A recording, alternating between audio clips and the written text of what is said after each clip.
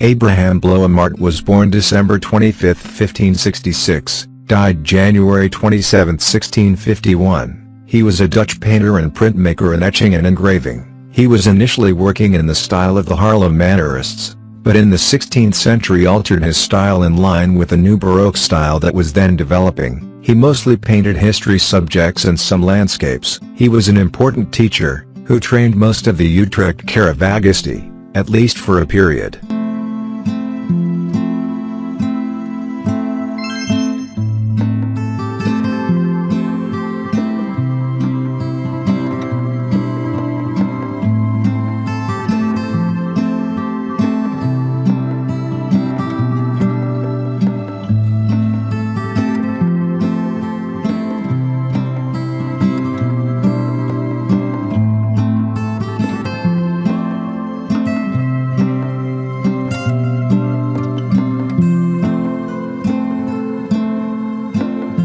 He excelled more as a colorist than as a draughtsman, was extremely productive, and painted and etched historical and allegorical pictures, landscapes, still life, animal pictures and flower pieces.